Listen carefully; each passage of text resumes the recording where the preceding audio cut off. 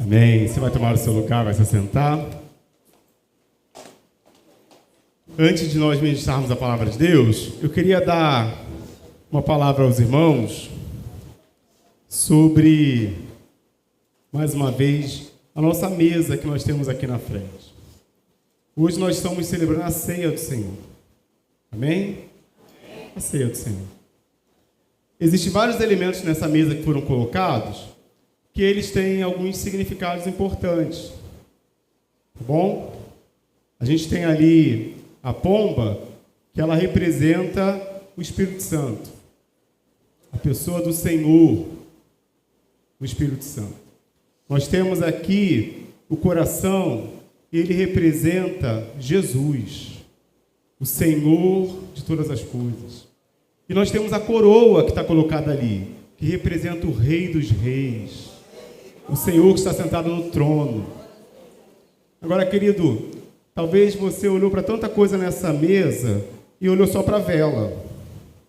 Você acha que na época de Paulo, na época de Jesus, tinha essa luz que a gente tem aqui? Você acha que tinha light lá? Era vela. Eles acendiam a vela, celebravam ali, escreviam ali, por meio da luz de vela. A vela que está aqui não é nenhum simbolismo ou nada religioso. É apenas um enfeite colocado na mesa. Quando falta luz na sua casa, você acende o quê? A vela. Ou quando você de repente quer fazer um jantar romântico lá, você bota o que na mesa? A vela. Se você não está fazendo um jantar romântico, passa a fazer.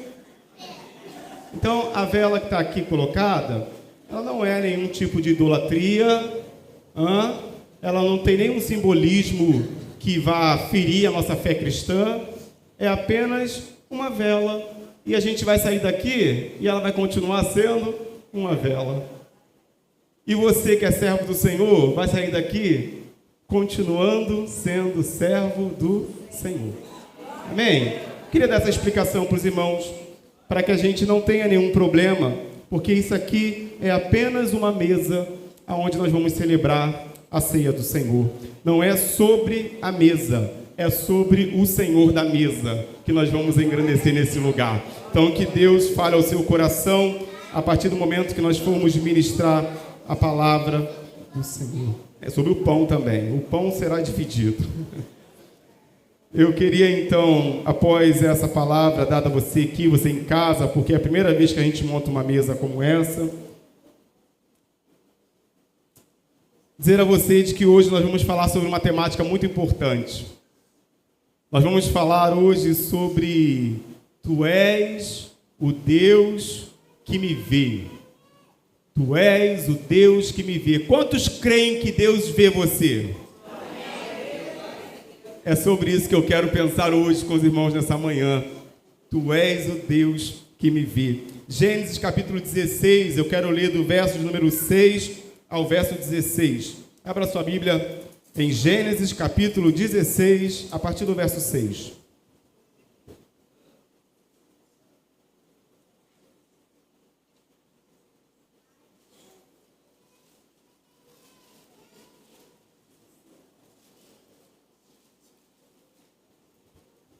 Gênesis capítulo de número 16, leremos apenas a partir do verso 6 e faremos a leitura até o verso de número 16. Eu quero então pensar sobre aquilo que Deus quer nos ensinar nessa manhã. Diz a palavra do Senhor, a partir do verso 6. Respondeu Abrão a Sarai: sua serva está em suas mãos, faça com ela o que achar melhor. Então Sarai tanto maltratou Agar, que esta acabou fugindo. O anjo do Senhor encontrou Agar perto de uma fonte no deserto, no caminho de Sur, e perguntou-lhe: Agar, serva de Sarai, de onde você vem? Para onde vai? Respondeu ela: estou fugindo de Sarai, a minha senhora. Disse-lhe então o anjo do Senhor: volte à sua senhora e sujeite-se a ela. Disse mais o anjo: multiplicarei tanto os seus descendentes que ninguém os poderá contar. Disse-lhe ainda o anjo do Senhor: você está grávida e terá um filho, e lhe dará o nome de Ismael, porque o Senhor a ouviu em seu sofrimento. Ele será como jumento selvagem, sua mão será contra todos, e a mão de todos contra ele, e ele viverá em hostilidade contra todos os seus irmãos.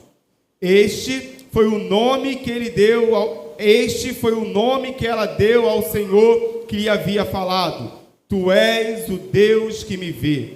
Pois dissera: teria eu visto aquele que me vê? Por isso, o poço que fica entre Gad e Bered foi chamado Beer-lahai-roi. Agar teve um filho de Abrão e lhe deu o nome de Ismael. Abrão estava com 86 anos de idade quando Agar lhe deu Ismael. Amém? Vamos orar? Baixe sua cabeça, feche seus olhos. Senhor, estamos com os olhos fechados, com a cabeça baixa, mas queremos abrir os nossos olhos espirituais e entender a Tua palavra nessa manhã. Nós que estamos aqui, aqueles que estão nos lares, nós queremos ter os nossos olhos abertos para a verdade da Tua palavra. Então, Pai, nessa manhã, ministra o Senhor ao nosso coração. Fala o Senhor através da Tua palavra. Quantas pessoas estão aqui e quantas estão nos seus lares e precisam ouvir a Tua voz. Senhor, existem pessoas aqui nessa manhã que estão em busca de resposta. Então, Pai, seja a resposta para essas pessoas. Aqueles que estão nos lares, ou talvez no hospital, que carecem agora ouvir o Senhor falar com eles. Que não seja o Pedro, Senhor, a falar, mas que seja o Teu Espírito aqui entre nós, a falar aos nossos corações. Nós te pedimos isso e nós oramos no nome de Jesus. Amém? Amém. Meus irmãos, já havia aqui dentro dessa realidade 10 anos passados já, em que Abrão havia saído da sua terra. Deus lhe havia prometido uma numerosa descendência, e numerosa essa descendência como o pó da terra e como as estrelas do céu.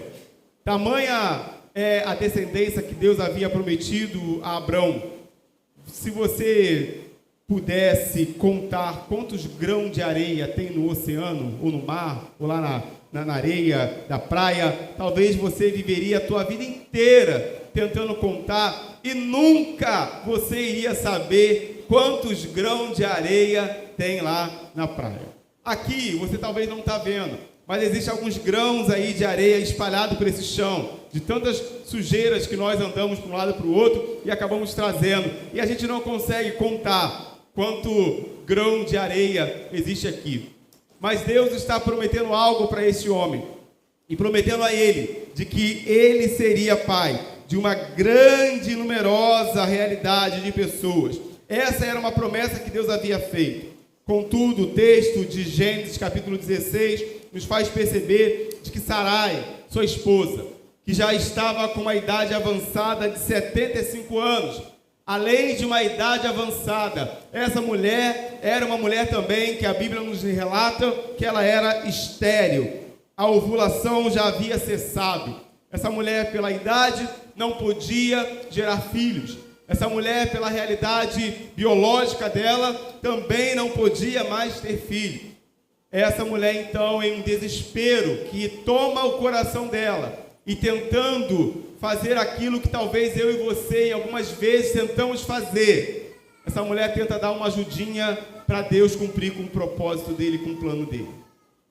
Deixa eu te dizer algo muito importante. Deus não precisa da nossa ajuda para cumprir com o propósito dele. Não precisa. E é tão interessante perceber isso, de que o fato dessa mulher, Sarai, tentar ajudar a Deus por meio da sua desesperança, e é essa a realidade que ela vive. Sarai é alguém que está desesperançosa. Ela então arquiteta um plano para cooperar com Deus no alcance daquele propósito. Só que o que é interessante perceber dentro dessa ajuda que Sarai tenta fazer a Deus, é de que os planos que ela tenta ajudar, eles não dão certo. Mas também esses planos, eles não frustram os planos de Deus. Os planos da Sarai de tentar ajudar a Deus não iria impedir Deus de cumprir com seus planos. Porém, os planos da Sarai de tentar ajudar a Deus atrapalhou a vida de Sarai e da sua família.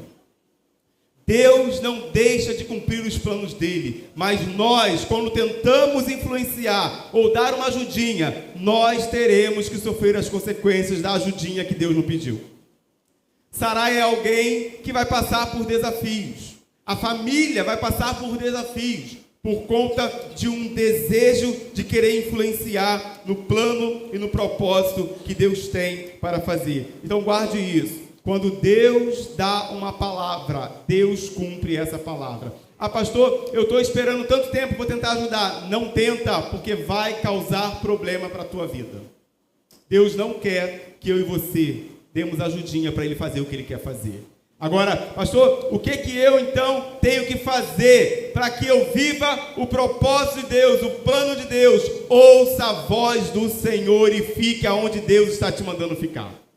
É isso que nós precisamos entender sobre aquilo que Sarai não entendeu e agiu, e por isso sofreu as consequências de uma ação de desesperança. Uma vida de ausência de esperança nos leva a tomar atitudes que a gente sofre consequência depois.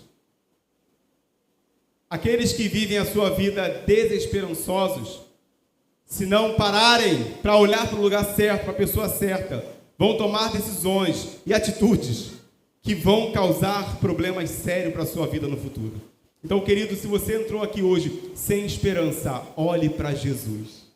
Olhe para aquele que é o autor da vida, aquele que tem esperança para você. Você não precisa viver sem esperança. Se você olhar para Jesus, você terá esperança para a sua vida. E então, essa realidade de Agar, Sarai e de Abraão vai nos fazer perceber algumas realidades que Deus então nos vê em lugares específicos que nós somos vistos pelo Senhor. Eu quero pensar então com você sobre isso. O texto nos mostra ocasiões específicas em que Deus nos vê e que nós devemos nos lembrar disso. Primeiro lugar, primeira ocasião em que esse texto me ensina de que Deus nos vê, é de que Deus nos vê em nossas aflições. Deus está vendo a sua aflição. Você crê nisso, irmão? Deus está vendo a sua aflição. O texto diz para nós, do verso 6 ao verso 8, olha lá. Respondeu Abrão a Sarai: sua serva está em suas mãos, faça com ela o que achar melhor. Então Sarai tanto maltratou Agar, que esta acabou fugindo. O anjo do Senhor encontrou Agar perto de uma fonte no deserto, no caminho de Sur. Perguntou-lhe: Agar, serva de Sarai, de onde você vem? Para onde vai? Respondeu ela: estou fugindo de Sarai, a minha senhora. Perceba de que Agar agora é alguém que reage às afrontas e às humilhações que ela está sofrendo da senhora dela, Sarai, fugindo da presença dessa senhora. Agar é alguém que está passando por uma aflição tão tamanha que o sentimento que ela tem é de querer correr de tudo e correr de todos. É fugir para qualquer lugar aonde ali ninguém me enxergue. Você já passou pelo sentimento, querido, de querer fugir do mundo? De querer fugir das pessoas? De falar assim: eu vou para um lugar bem longe, que ninguém vai me achar. Tem mãe que fala isso, né? Quando o filho está lá, enchendo a paciência, ela fala: eu vou sumir do mapa e ninguém vai me encontrar. Um montão de mãe fala essa frase, né? Eu vou embora e vocês não vão me ver mais. Mãe faz esse negócio, é coisa de mãe isso. A Agar toma uma atitude. Ela: vou embora, ninguém vai me ver, eu vou ficar sofrendo humilhação, sofrendo essa realidade. E ela então foge para um lugar bem distante, aonde ela achava que lá ninguém iria encontrá-la.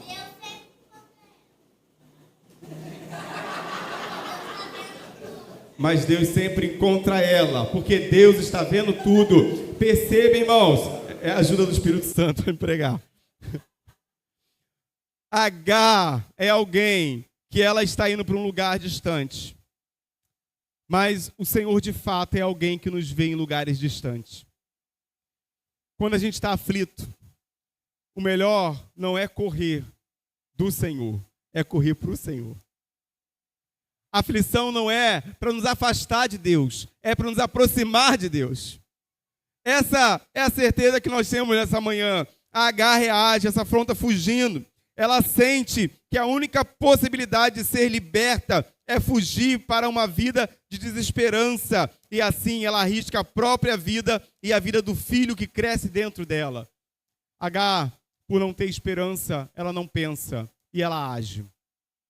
E a consequência é de que, num momento de aflição, Deus a encontra nesses lugares também. A desesperança, irmãos, pode nos fazer tomar decisões erradas. Foi assim com Sarai e agora também é assim com Agar. A Sarai agiu assim porque não tinha mais esperança pela idade dela, por não poder mais ter filho. Então ela deu um jeitinho, pegou a sua escrava, deu para o seu esposo, ele gerou um filho. E naquela época esse era um costume que podia acontecer. Mas da mesma forma que esse era um costume daquela época, também a mesma lei que dava o direito de Sarai fazer isso, dava também o direito de Sarai não expulsar a sua escrava da presença dela, independente do que essa escrava fizesse. A escrava estava respaldada pela lei e ela não podia também ser humilhada e colocada para fora, independente do que ela estava fazendo. Mas a Agar, ela toma uma decisão de fugir, porque ela entende que ali ninguém iria protegê-la daquela afronta que ela passava também dentro daquele momento que ela estava vivendo. Perceba de que fugir para longe de Deus nunca será a opção certa. Por isso, Agar foge para o Egito. Ela toma a decisão de ir para uma terra e chega até junto a uma fonte de água no deserto, no caminho de sul. Agar enfrenta sozinha aquele deserto, carregando em seu ventre um filho que ela também não havia buscado. O texto vai nos fazer perceber de que ela, agora que havia saído do Egito como escrava, ela volta para o Egito, não como escrava, mas como uma serva desprezada. Desprezada. Agar está se vivendo um dos momentos mais de aflições no seu interior. Talvez você entrou aqui nessa manhã com o coração aflito, meu irmão. Talvez você está vivendo uma aflição da alma. Deus vê a sua aflição. Deus trouxe você aqui para tratar as suas aflições hoje. Olha, o Salmo de número 34, 19 diz para nós: muitas são as aflições do justo, mas o Senhor de todas o livra. A Bíblia diz em João 3,17, portanto, Deus enviou o seu Filho ao mundo, não para condenar o mundo, mas para que o mundo fosse salvo por meio dele. E a Bíblia ainda nos diz, em Efésios 2, número 1, Ele vos concedeu a vida, estando vós mortos nas vossas transgressões e pecados. Querido, Deus nos vê em nossas aflições e nos livra nelas. E perceba nessa manhã de ceia, de que o sacrifício de Jesus nos faz lembrar de que Deus nos vê. Deus viu a aflição da humanidade e viu que eu e você estávamos determinados a vivermos eternamente longe da sua presença. E ao enxergar isso, Deus envia Jesus para morrer na cruz, para que eu e você pudéssemos ter vida e não vivermos a nossa vida aflito, mas vivermos a nossa vida para a glória de Deus. A ceia do Senhor nos faz enxergar um Deus que vê a mim e vê a você. Jesus nos viu e Deus ainda continua nos vendo nesse lugar. E não há aflição que Deus não transforme. Ele pode transformar as nossas aflições. Esse texto nos ensina uma segunda ocasião em que Deus nos vê. Deus nos vê em nossas ações e também nos vê em nossas condutas. A palavra de Deus diz para nós, no verso 9 ao verso 12, do texto que nós lemos, observe o texto. Disse-lhe então o anjo do Senhor: volte à sua senhora e sujeite-se a ela. Disse mais o anjo: multiplicarei tanto os seus descendentes, que ninguém os poderá contar. Disse-lhe ainda o anjo do Senhor: você está grávida e terá um filho e dará o nome de Ismael, porque o Senhor a ouviu em seu sofrimento. Ele será como um jumento selvagem, sua mão será contra todos e a mão de todos contra ele. E ele viverá em hostilidade contra todos os seus irmãos. Perceba de que Deus sai em busca da pecadora injustiçada, pecadora essa rejeitada que é Agar. junto à fonte no caminho de Sul. Quem vai ao encontro de Agar é Deus nesse texto. Deus vai atrás dela para trazê-la de volta para o lugar que ela nunca deveria ter saído. Essa é uma das ocasiões em que Deus se manifesta indo ao encontro de uma mulher. E ele vai ao encontro desta mulher. E perceba de que Agar não estava procurando pelo Senhor. Ela estava fugindo de todos. Mas Deus a ouviu no meio do seu sofrimento. Perceba de que Deus não apenas vê, mas Deus também ouve. Deus tem escutado os nossos sofrimentos. Quantas vezes, meu irmão, você tem clamado, tem orado? Às vezes não sai som, às vezes só sai soluço. Deus está ouvindo a sua oração.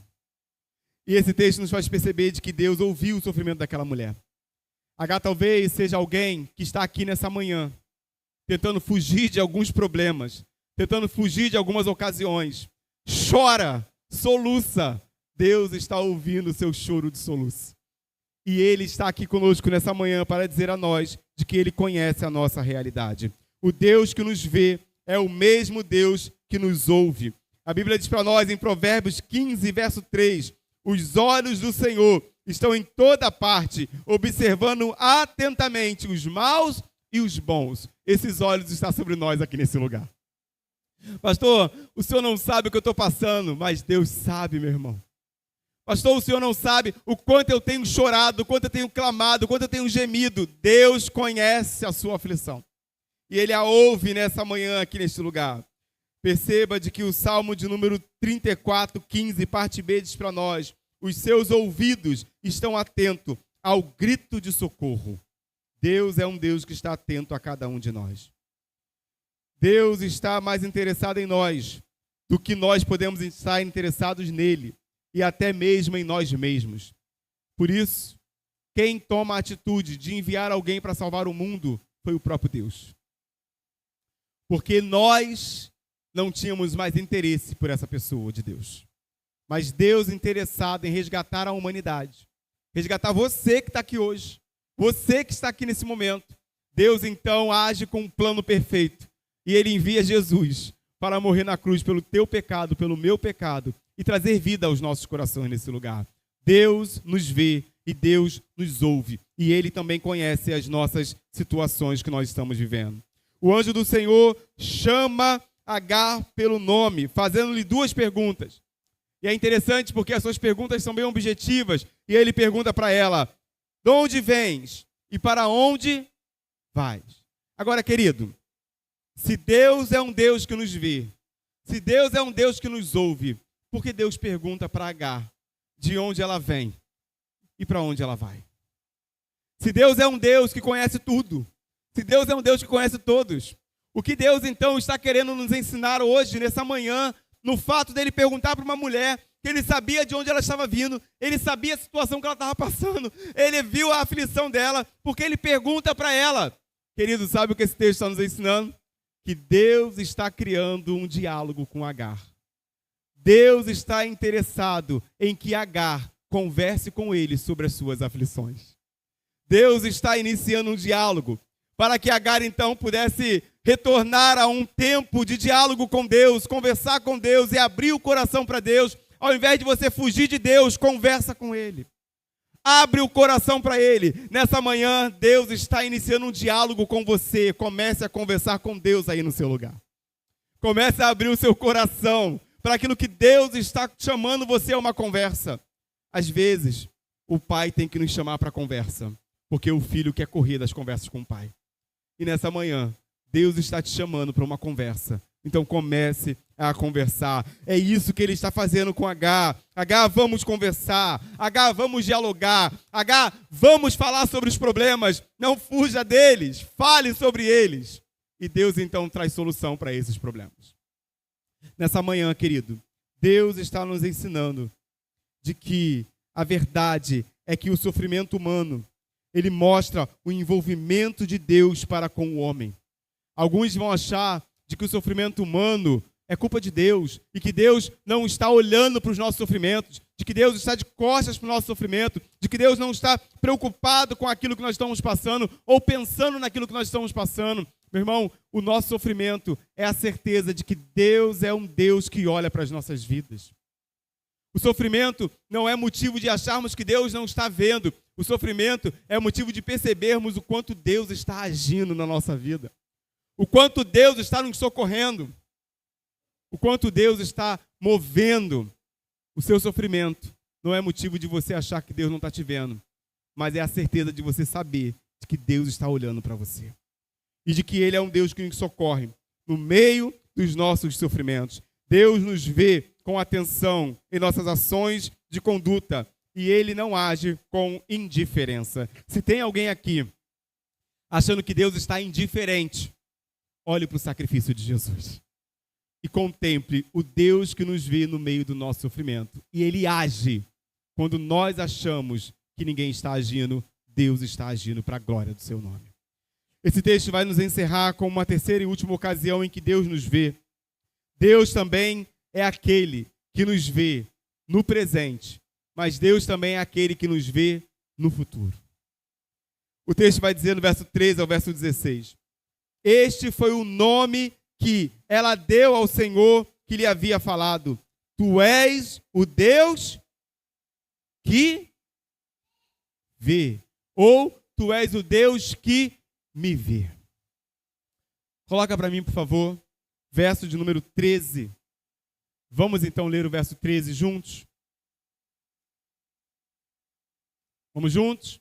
Este foi o nome que ela deu ao Senhor que lhe havia falado: tu és o Deus que me vê. Amém? Você crê que Deus te vê? Eu creio que Deus está nos vendo nessa manhã, nesse lugar. Irmão, se tem alguém que poderia planejar o futuro, é Deus. Você talvez planeja, mas nós não temos a certeza se nossos planos vão dar certo. Mas Deus é um Deus que Ele nos vê hoje no presente e Ele nos vê no futuro. E Deus é um Deus que garante de que nas mãos dEle, tanto o presente quanto o futuro, eles darão certo para a glória do seu nome.